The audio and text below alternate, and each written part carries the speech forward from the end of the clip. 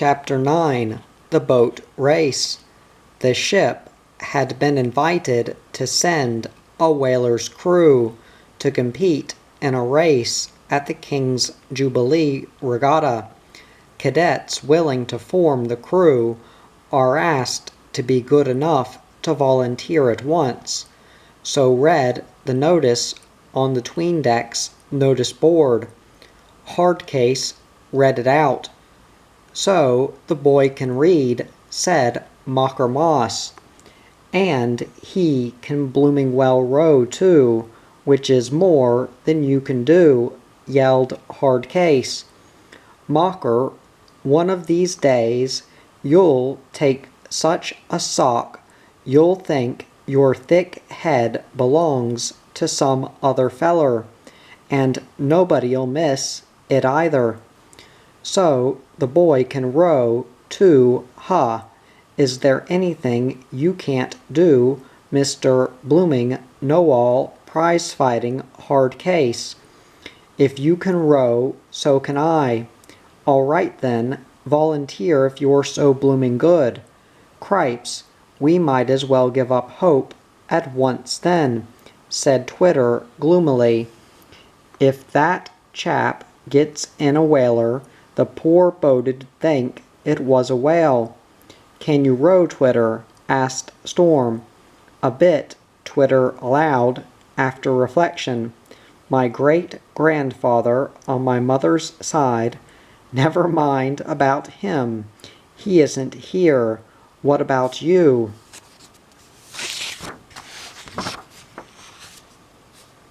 Twitter glared. "I was only going to observe, Mr. Stormalong, that my great-grandfather was champion sculler of the north of England, and I have inherited his talent and improved on it." "You would." "I did." "Well, volunteer then." "I will, if you will." "You bet I will." "All right then, come on." Stormalong, Hardcase, Twitter, Mocker Moss, Andy, John, Hilgard, and all the rest of them crowded aft to put down their names for the whaler's crew. Slobber was there too, explaining how, as he'd been master of the whale, he felt that the coaching of the crew should be left to him. But Pete, the second mate, was having difficulty in accepting this view. Pete was by way of being a pretty good coach himself, though he had never even seen the SS Whale. The upshot of it was that Pete picked the lot of them, about 11 all told, for a tryout in the morning. When the gang heard that the tryout was to be in working hours, Chips and everybody else wanted to volunteer. They'd need cheerers too, Pete pointed out, and took the gang along, leaving a couple of watchmen on the gangway, and Slobber cooking pea soup in the galley to look after the ship. None of the boys had ever seen a whaler before, but that did not deter them. They had rowed quite a lot in the open sea, in the ship's weekly lifeboat drill. Part of the regular routine at sea had always been to swing out one of the heavy lifeboats at least once a week and pull around. Sometimes they'd pulled out of sight of the ship, and even in bad weather this drill had to be gone through properly. There was only a brief chance to exercise in a whaler, and then it was an old one, leaky. The other crews against whom the boys were to compete had the good boats, and they had been practicing for months.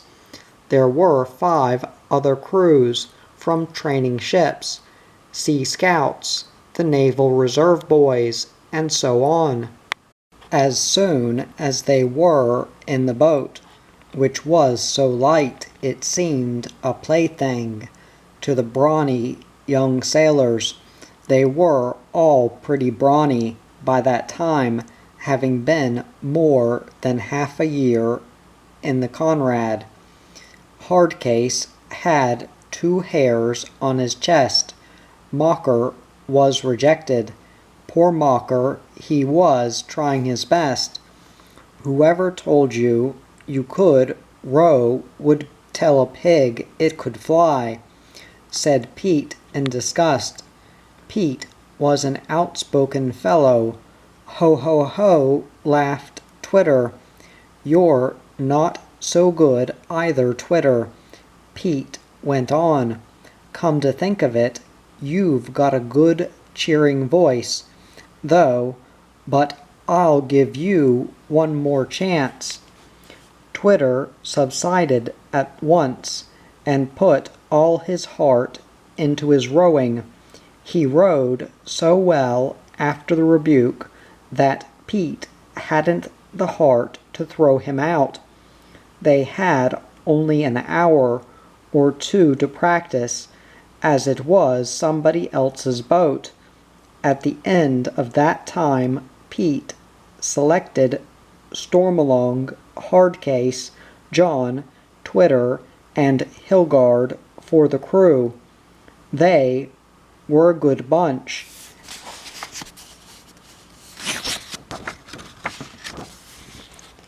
And all being in the same watch, were used to working together, but they certainly did not know much about pulling a Navy whaler in a hard race. I'll bet you fellers get licked by 20 lengths.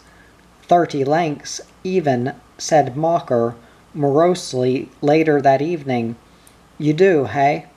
It wouldn't be you if you were forecasting something cheerful, said Hardcase.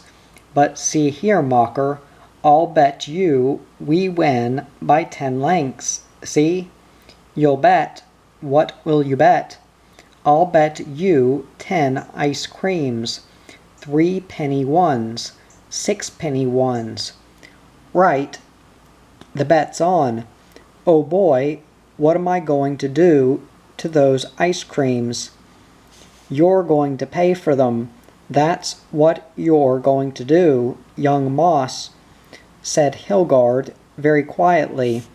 Hilgard rarely said anything, and when he did say something, he meant it. Mocker shut up at that, and later, in a corner of the 'tween decks, could have been observed, if anybody was watching him, counting his small change to see just how many ice creams he could afford to buy. Next day was the day of the race, Saturday.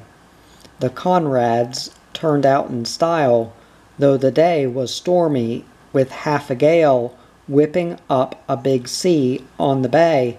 The boys and the crew were dressed in white trousers and sweaters and their uniform caps, and the fine setup of the group of them brought keen praise from the onlookers.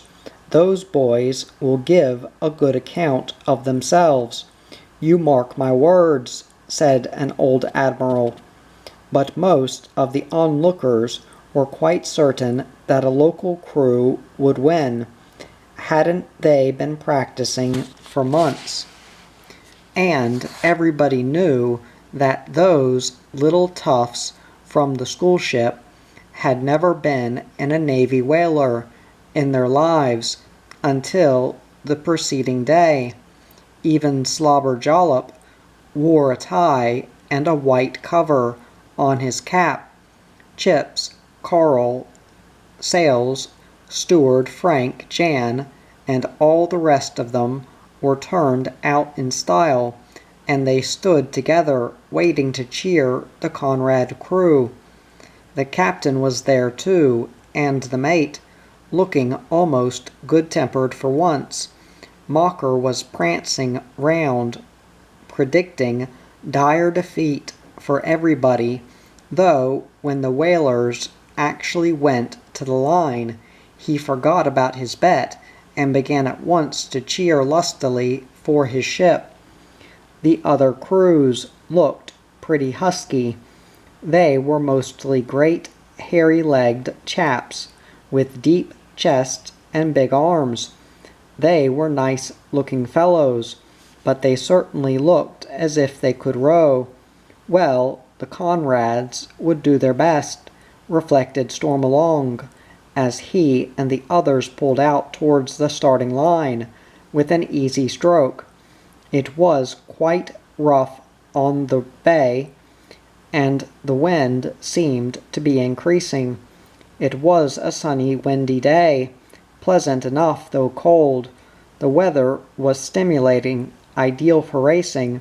The well-proportioned height of Table Mount stood out clearly in the blue sky, looking as if somebody had designed it just to fit in where it was, and designed it very well. Storm looked back and thought how fortunate he was to be there. It was up to him to row hard for the little ship. Well, he would. He was not a fellow to let a ship down. Not he, nor Hardcase, nor Twitter, nor Hilgard, nor John. And Pete, who was coxswain, would drive them to their best. They reached the line. Those other crews were big.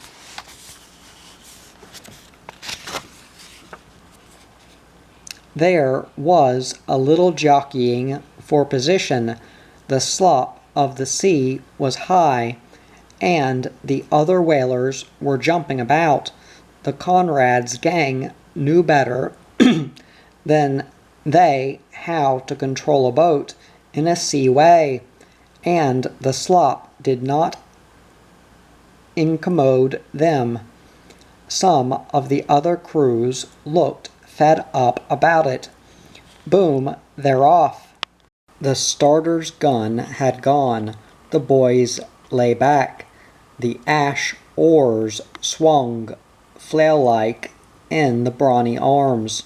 Cheerily, boys, give her all you've got. Get a good way on her.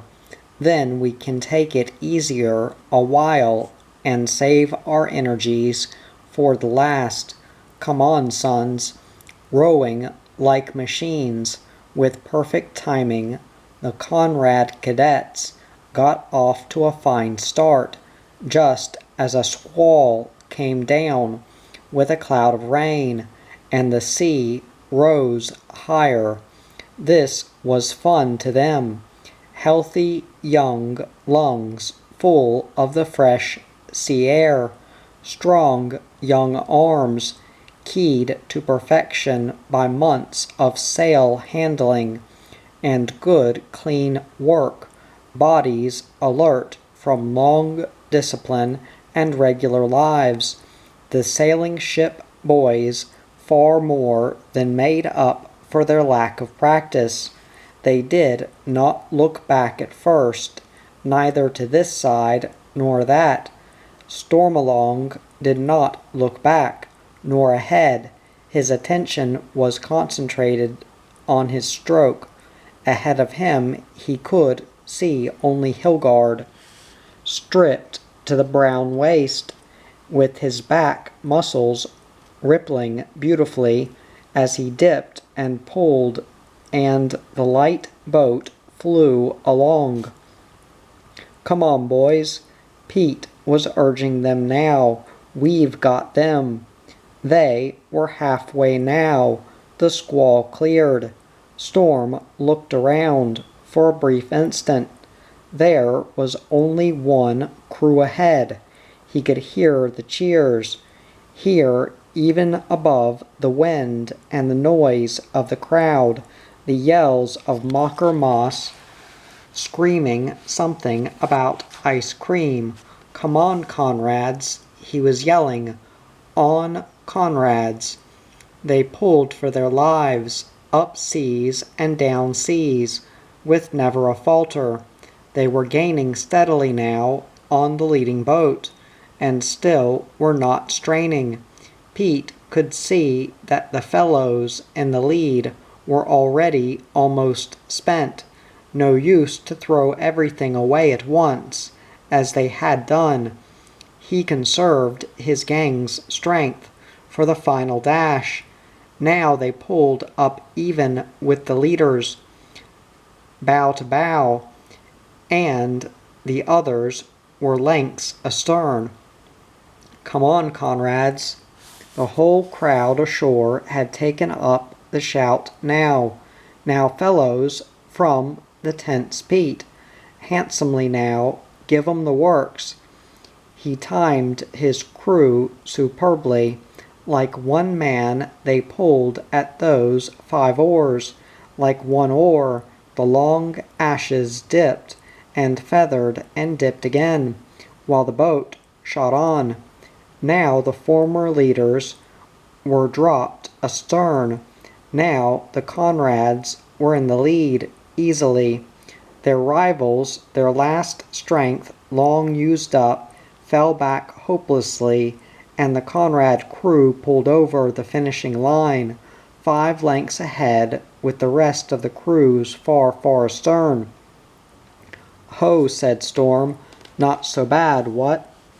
Mocker Moss was cheering himself hoarse, and Slobber Jollop so far forgot himself that he threw his clean cap in the sea in his excitement, and Mocker seized the opportunity to borrow 2 shillings from him to pay for the forfeited ice creams. But the gang admitted afterwards that the weather had favored them. After all, they were used to rowing in the open sea, in a heavier boat than a Navy whaler.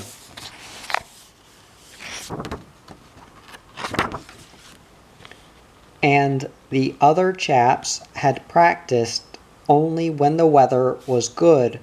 Still, it was a famous victory, for all that, and the ship was given a silver cup, a big cup of which all hands were justly proud. Mocker had to fill it with ice cream in every port. Chapter 10. To the Dutch East Indies. "What do we have to come away down here for?" moaned poor Mocker, wet through and sodden on the night of the 14th day out from Cape Town. "Where's this blooming ship think she's going anyway?" He was next on the yard to Hardcase, as for the 3rd time that day they had gone aloft, first to get a reef in the topsails, and then to shake the reef out again. "What did you say?" yelled Hardcase. It was hard to hear up there, what with the wind and the rain and the thrashing of the canvas and the noise of the breaking seas down below. "I said, what are we doing down here? We're up here, reefing a topsail." "Oh, you bonehead." "Who's a bonehead?" Mocker made no reply. Stormalong was next in on the yard to the argumentative pair, and Twitter was beyond him. Carl and Hilgard were out on the yard arms, passing the earrings. The ship rolled heavily, and the wind blew at the force of half a gale. Big albatrosses swooped and whirled around, sad-eyed, inquisitive. They seemed to be forever on the wing, flying and flying. Stormalong could never figure out when they slept or ate. No matter how fast the ship went in the night, they were always there in the morning, and yet the boys never saw them in the nights. It stormed and blew, and the little ship, far south in the Indian Ocean, ran before the gales. steadily to the eastwards. It was a hard life, and it was wet and cold, but she made good progress. Often she made better than 1,000 miles in a week. "We're going to Australia. That's where we're going," said Slobber the cook. "The captain thinks we're going to the East Indies," put in Twitter. "Ho, he does he? And when was he telling you, my young cock, hey?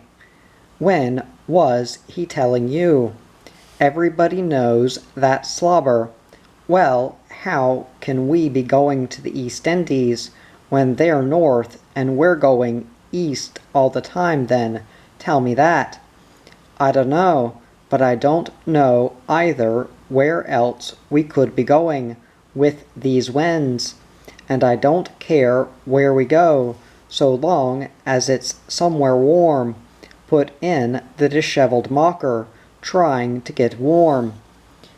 "Can we come in the galley and get warm, please, Mr. Jollop?" wheedled Mocker. "Please, Mr. Jollop." "Mr. Jollop, my blooming eye," snorted the cook. "Pleased just the same. It was Slobber a minute ago." "Well, please, can we come in your nice clean galley, Mr. Jollop?" The cook weakened at that.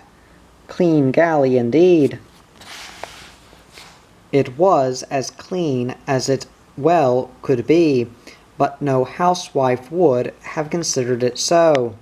The ship rolled so much and jumped about so violently that all the pots had to be lashed down to the stove with wire, and the tiled deck was covered with wet sacks that had been used to carry coal. The smell of boiling stockfish was somewhat strong, and in a corner near where some coal had rolled out on the tiles stood a tub of salt horse soaking. "Cripes," said Mocker, "that stuff'd bark at you if you spoke to it." "Horses don't bark," Storm reminded him. "Well, it'd neigh then." Before there was time for any further argument, 2 whistles blew from aft somewhere, and that was the signal for the watch to dash out to some job. The wind had freshened. "Take in the mizzen topsail," yelled the second mate. "Clewlines and buntlines there." The boys jumped for their posts, 5 of them to windward, 3 to lee.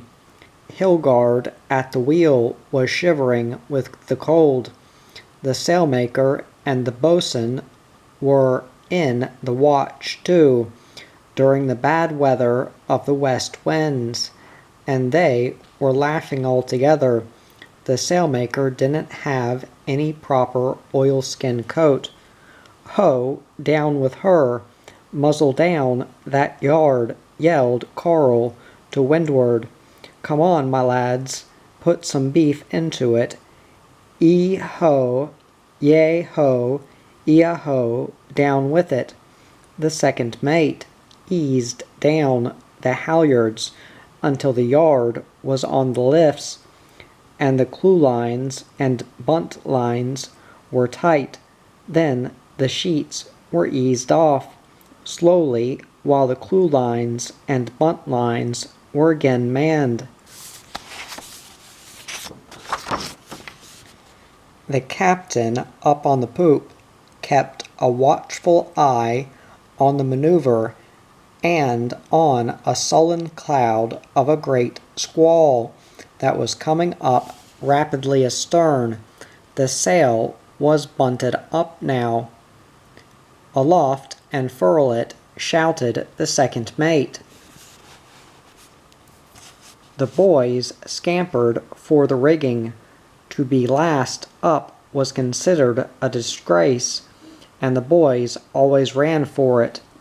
Aloft they swarmed out along the yard, intent upon getting the canvas in before the squall broke on them. They worked quickly, deftly, with never a thought of the sea raging below, never a thought of the possibility of falling. How could they fall when everything was so secure?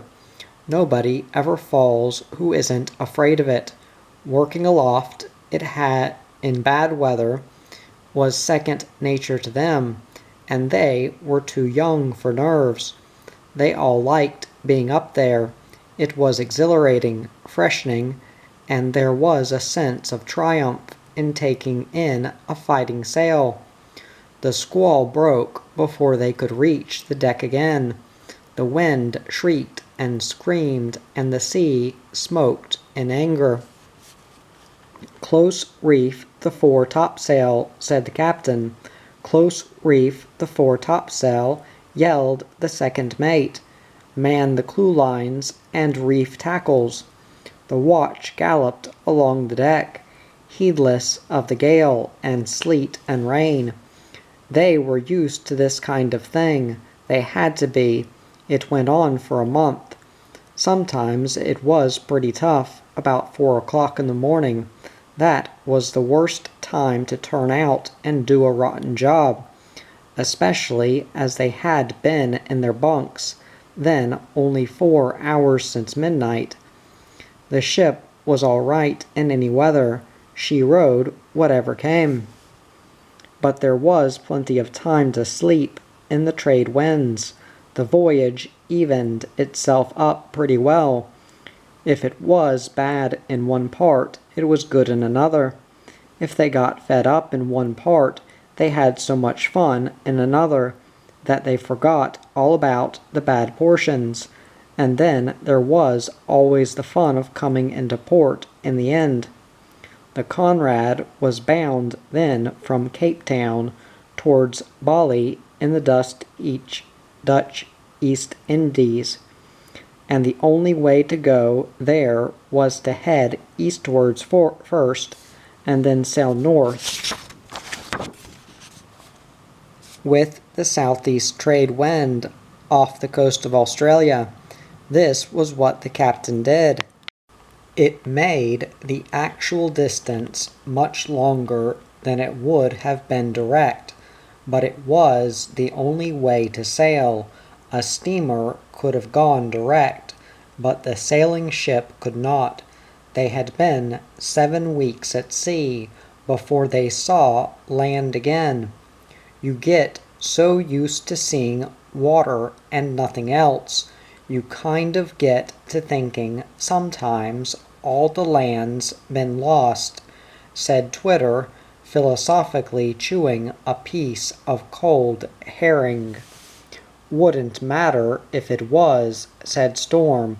It'd matter if Yorkshire got lost, you bet, Hardcase chipped in. Yorkshire won't ever get lost, yelled Twitter at that. I wish some of the blooming people that come from it would get lost, though. Stormalong tried to wind up the argument.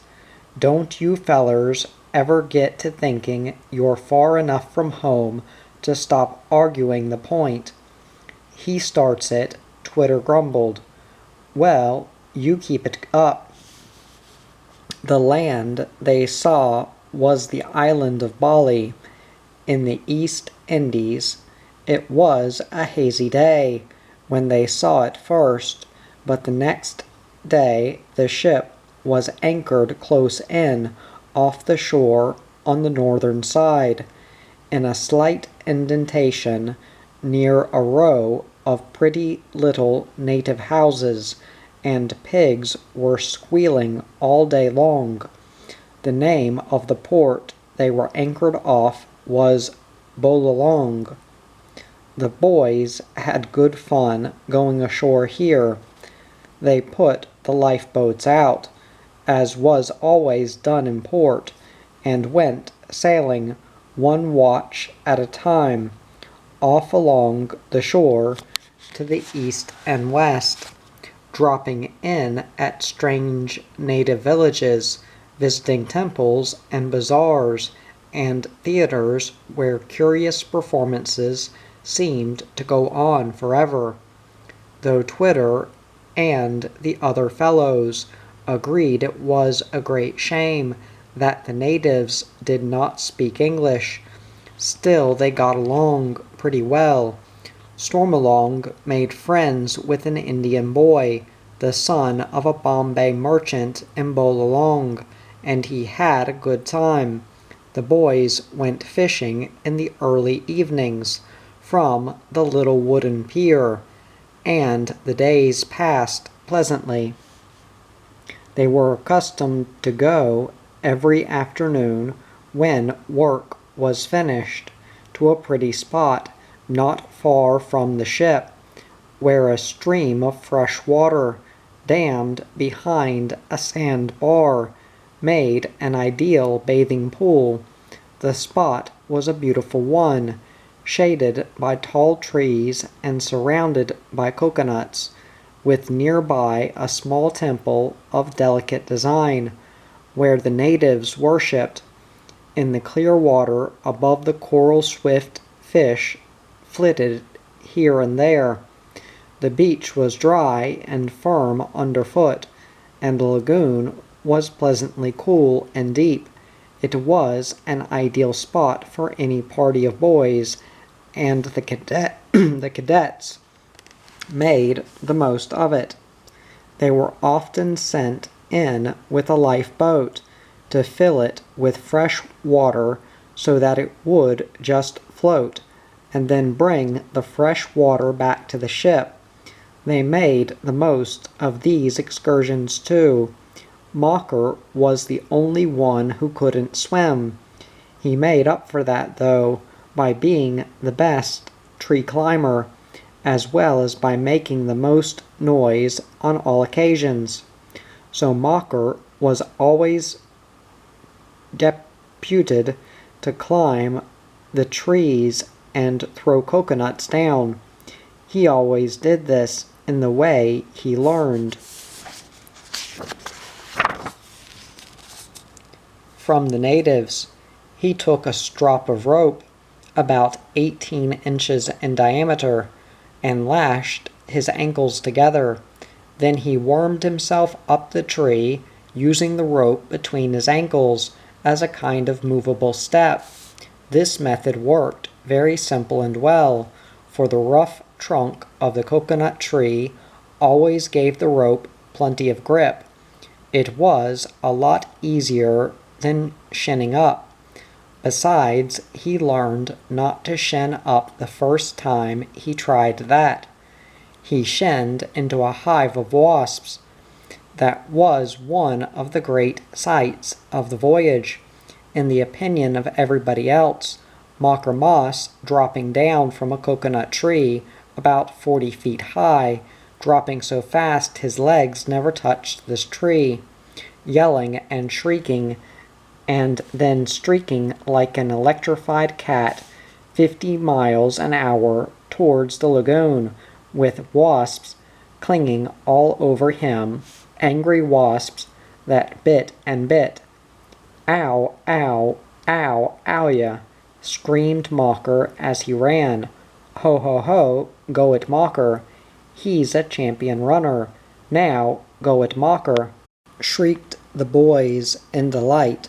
Mocker, roaring murder, streaked so the motion of his legs were scarcely perceptible. So fast he ran, and well he might. Something like 790 wasps were tearing into him at once, as fast as they could go. Go it Mocker, but Mocker needed no exhortations. Regardless of the fact that he could not swim, he tore for the lagoon and leapt right in, and then he stayed down as long as he could so that the wasps would drown. Fortunately, the water was not above his head, just there, or he might have drowned himself. The boys lined the bank and roared with laughter. Ha ha ha!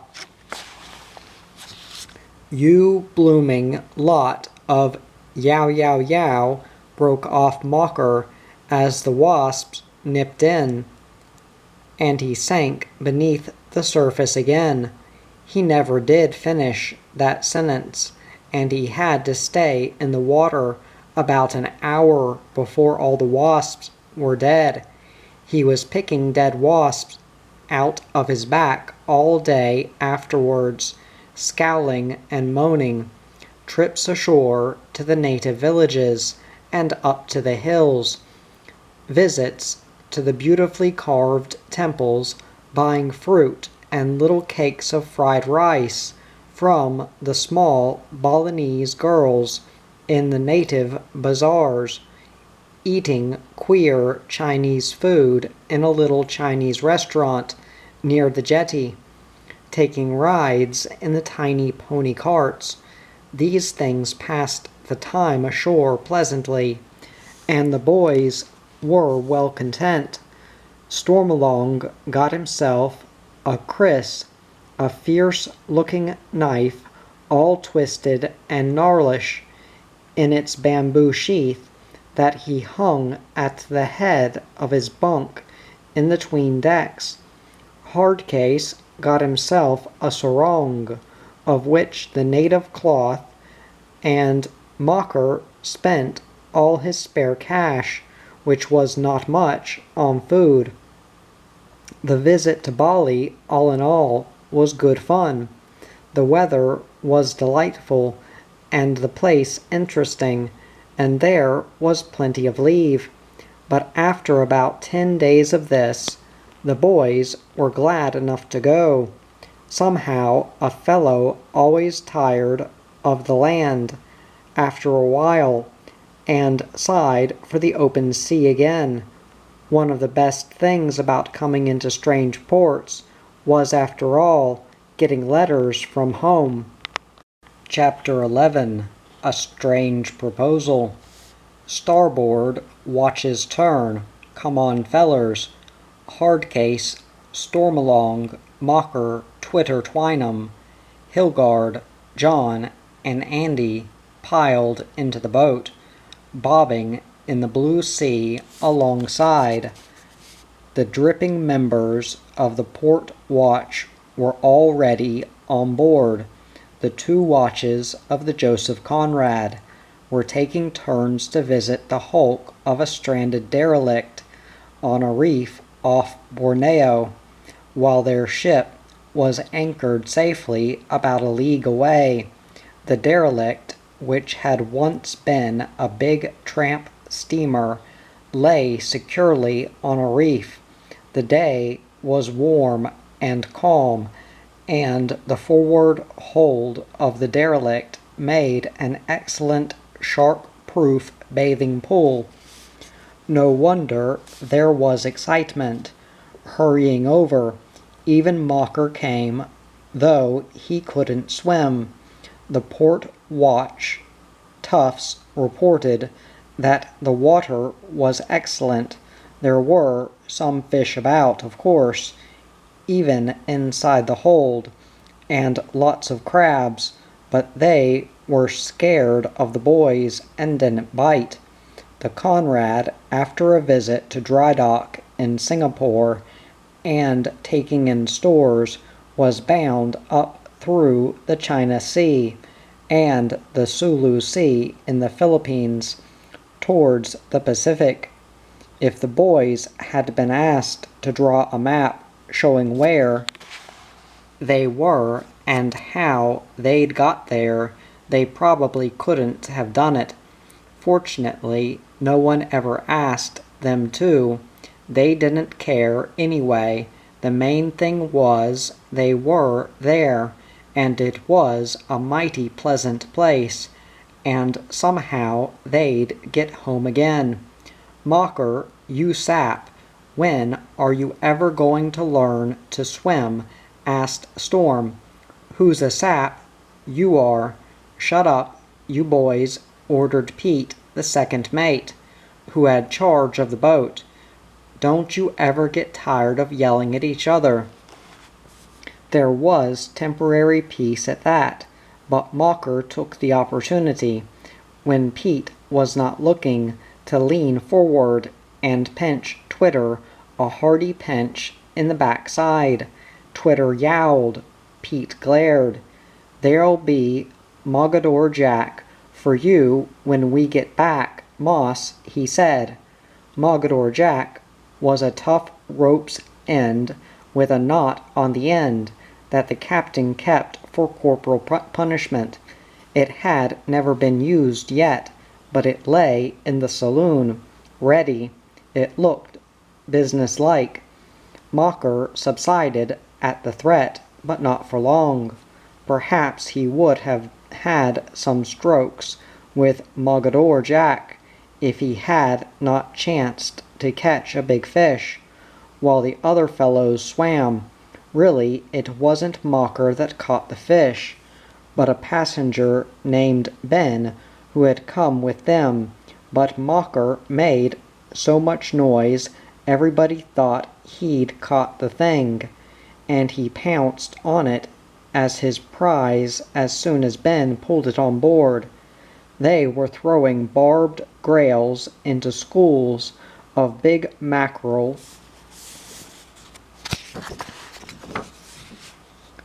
from the midship section of the grounded tramp, and there were so many fish that sooner or later the grails caught in one of them.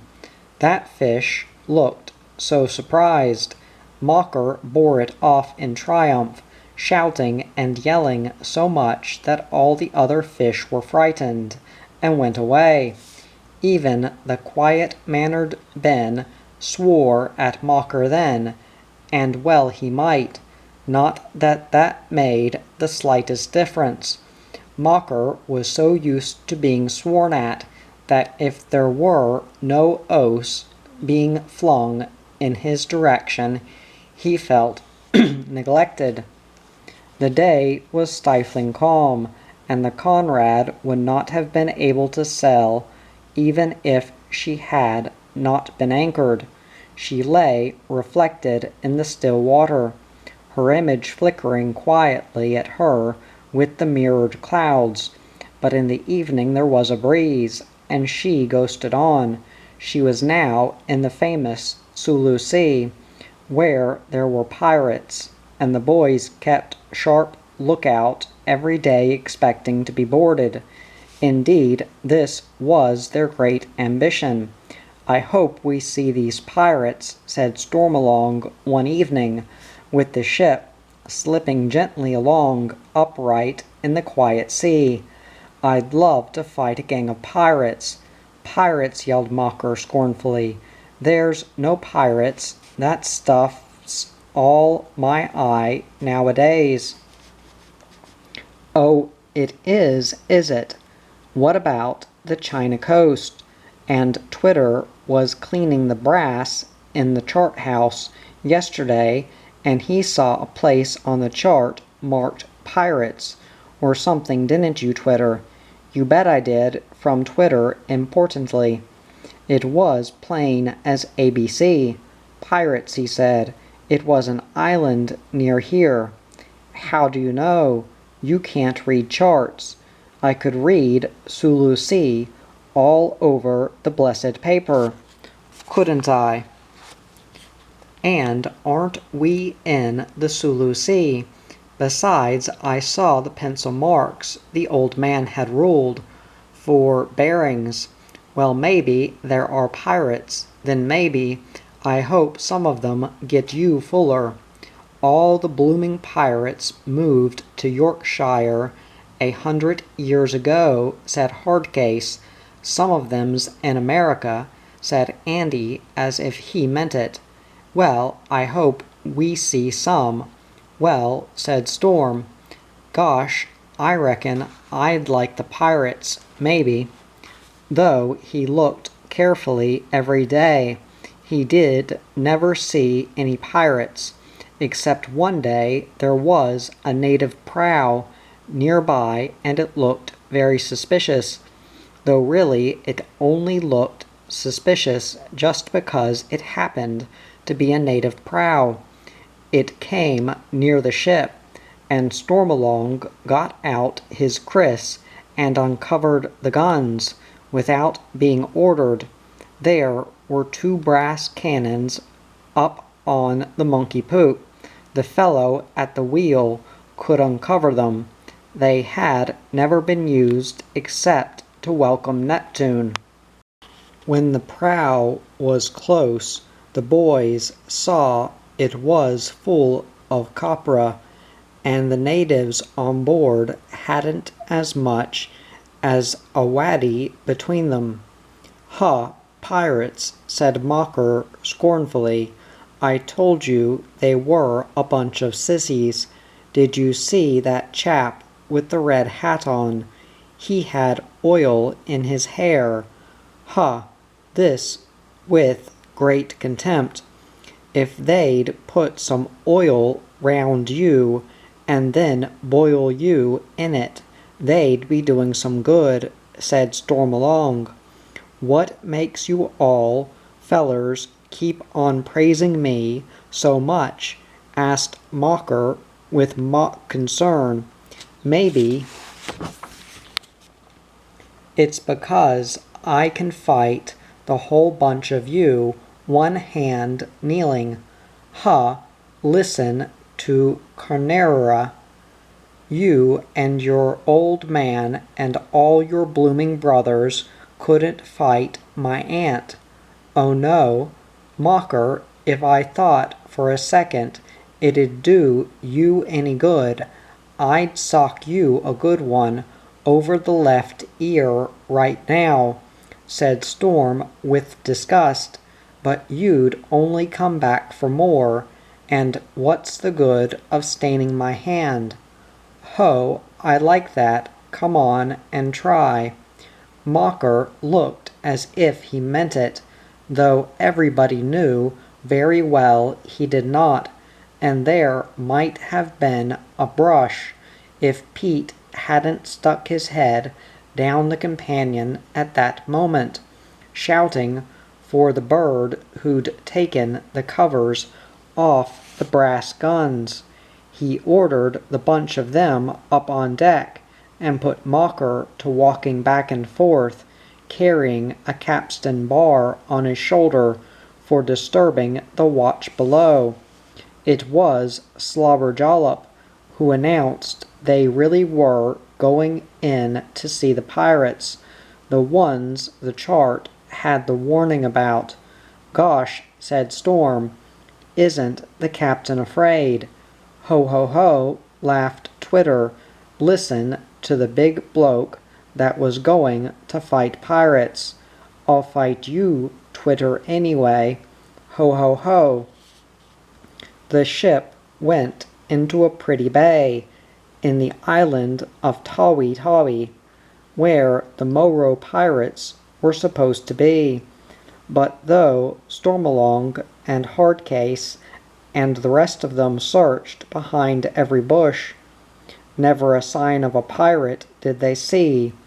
Some tough-looking natives came out to the ship at her anchorage, to be sure, and the captain had the guns uncovered and a double watch, but the natives only borrowed chewing gum and offered fish for sale and coconuts and fruit. "Gosh," said Storm in great disgust, "the whole world's going sissy nowadays." He had seen the children in schools ashore, and listened to them at their spelling lessons. He changed his mind, though before the time came for the ship to leave, and he learned that though a benevolent government 10,000 miles away might be trying its best to make docile schoolboys out of the junior pirates, the little girls at least had plenty of spirit left. One of them tried to abduct him. It was the last night at the island. The boys were all asleep, except two who had the watch, and Pete, the second mate, who dozed in a deck chair by the guns and thought of pig-hunting expeditions. They'd made about 6 and shot no pigs whatever. A quiet wind hummed softly in the blackened rigging, and the port watch looked out, padded softly up and down. The starboard watch fellow was writing letters home in the galley. Softly, almost imperceptibly at first, Pete thought he heard the faint strains of native music gongs, struck melodiously, and queer reeds. He listened dreamily at first. The music was approaching. It became louder, though still very, very soft. He heard the faint sounds of muffled oars. He got up, stretched, walked to the rail. There was a big prow, almost at the gangway. Pete looked down, saying nothing. At first his hand went automatically to his pistol, but he saw then that these were friends of the ship from the little village of Malassa close by. The prow seemed full of people. It nosed into the gangway and came alongside. Pete saw the chief of the village climb out, and his bodyguard, and one of his wives, and a schoolteacher chap with a tie and a straw hat, who'd been the interpreter on the expeditions ashore. These came up the gangway in solemn state, while the music still played softly. It was long past midnight. The ship was wrapped in slumber. Pete went to the gangway head. "Hullo," said Pete. "Hullo," said the interpreting schoolmaster. "We're ship ago out in the mornin'." "Yes," said Pete. "Where's ago?" "Home, America, England." "Long way, eh?" "Yes, a long way." Pete was wondering what this was leading to. Why had the state barge come out with the chief and his court so late at night? He saw now that the chief's favorite daughter, dressed in cloth of gold, was in the boat with her mother too. What was this all about? He was not left long in doubt. "Big Chief Salami, e wantum white son," said the interpreter. The chief grinned his agreement. "White son?" asked Pete, not quite comprehending. He knew well enough the ship's cadets and crew were the only whites in those parts.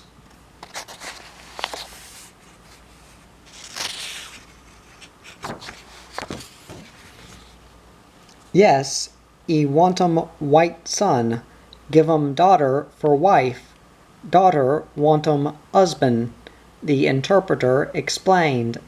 Pete thought he was dreaming. He looked down at the little girl, playing on a reed in the boat. "But she's too young," he said. "No," explained the interpreter. "Old enough, when she get older, no too much.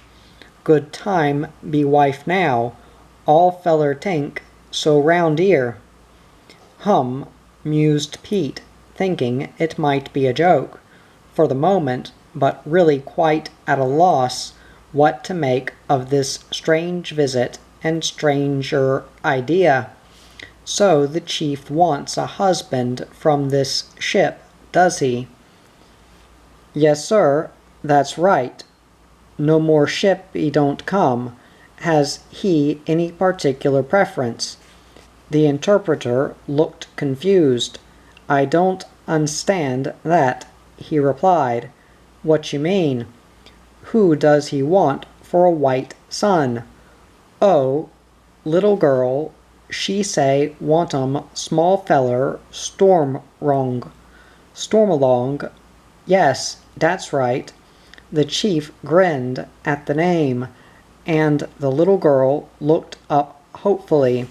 The whole court was on board now. Pete didn't know quite what to do. So the little girl wanted to marry Stormalong, did she? Pete looked at her with interest. She was about 12 years old, and very pretty too. Pretty for Stormalong. Chief Salami, like take boy back to village now, the interpreter was explaining. Everything ready. Eb good life. Do nothing. Swim, fish, play. Unt pig. Climb trees. Eat fruit. E be all right. Blimeby, he be big chief. Fight whole island. The chief at that placed a hand fondly on the holster of the big revolver he always carried, and the little girl looked around expectantly. Where Stormalong? Asked the interpreter, anxious to get to business. Sleeping. You can come back in the morning, suggested Pete. Morning no good. Proper time now. The interpreter was determined. Pete didn't know what to do. After all, these people had been good friends of the ship. They were quiet and docile enough, and well-meaning. If the little girl had some idea in her strange head that she wanted to marry Stormalong, why, Stormalong would have something to say about that. Maybe the best thing in the circumstances was to let them go ahead. Pete came along as the interpreter, while the chief and his wife and the little girl and numerous members of the bodyguard began to peer around the decks, looking for the sleeping form of Stormalong, who was in blissful ignorance of his approaching abduction. They peered at all the boys. No Stormalong. Mocker was there, and Twitter and John and Andy and all the rest of them. At last they found Stormalong sleeping on the forecastle head, wrapped in a thin blanket. Pete woke him. The interpreter explained. The chief grinned. The little girl looked encouragingly on. Go away, said Storm. Let a feller sleep. He thought he was dreaming. Wake up, Storm, said Pete. This isn't any dream. The chief's little daughter wants to marry you. Go away, said Storm. He was always pretty hard to wake, even if nobody was proposing to him. It took quite a while to waken him properly, and a longer while to explain the idea. When at last it penetrated, when at last he saw that this was no dream, but a frighteningly serious proposition, he jumped up, grabbed his blankets around him, and ran down into the hold, and there he hid the rest of the night, and stayed down there until the ship went to sea in the morning. The little girl, the chief, the sad interpreter, and all the retinue went woefully ashore, the little princess, maybe, wondering on the strange ways of the white boys, if she had offered her hand to any one on the island. The chance would have been jumped at. You sap, said Mocker Moss to Stormalong.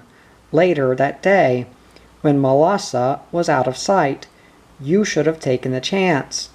Yes, said Stormalong, and then what?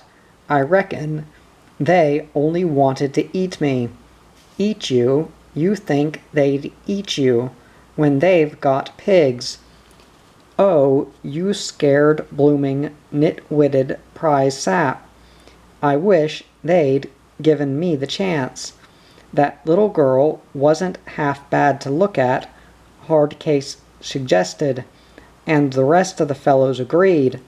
Still, she hadn't wanted to marry them, and Stormalong still suspected that the real motive behind the proposal was probably to make hamburgers out of him.